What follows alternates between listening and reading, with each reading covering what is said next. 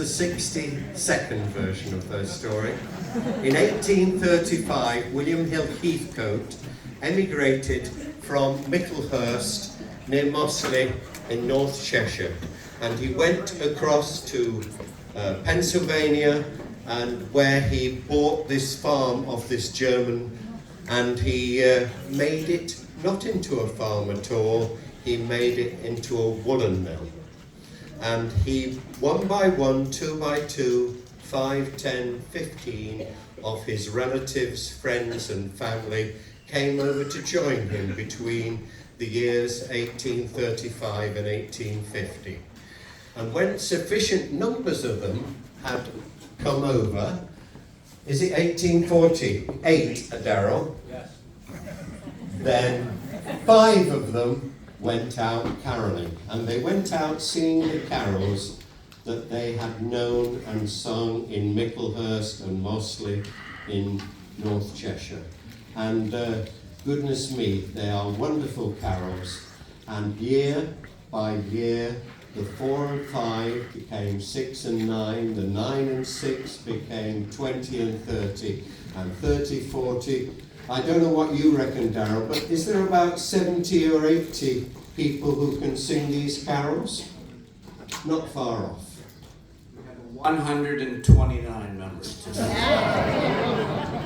Well, you've cheated the Inland Revenue then, haven't you? Okay, well, that is brilliant. And they have a tradition that they treasure so greatly, they try to keep it exactly as it was taken over from North Cheshire to Glen Rock, and they sing it in 3 parts. They assure me, and I believe them in every sense, that it is absolutely unique in the USA, and they didn't think anybody else did anything like it until someone gave them a CD from the Smithsonian Institution, and it was called English Village Carols. And they played it, and they thought, they thought something nice. And they thought, goodness me, this is what we do.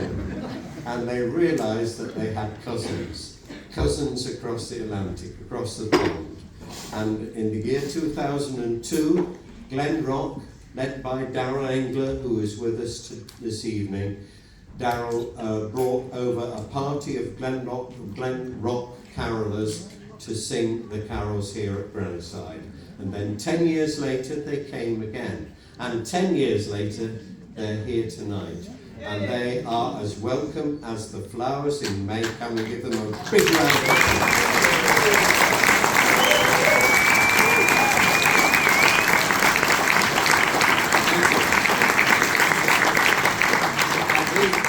That is what I was going to say. So you cut my whole speech in half. I did want to comment on the 129 living people who can sing these carols in public. Some of them are retired, and some of them are no longer able to go out with us. What our main event is from midnight till 7 a.m. on Christmas. That's it. So this is very unusual that we're out of town. So we have 129. I believe last year, during that Christmas 7 hours, we had 85 on the street. So this is about 1/3 of what you would see on a Christmas Eve. And we have life members in the group who have sung 50 Christmases or more. And I mentioned them this afternoon. I believe we have 6 of the 14 here tonight. Would you put your hands up?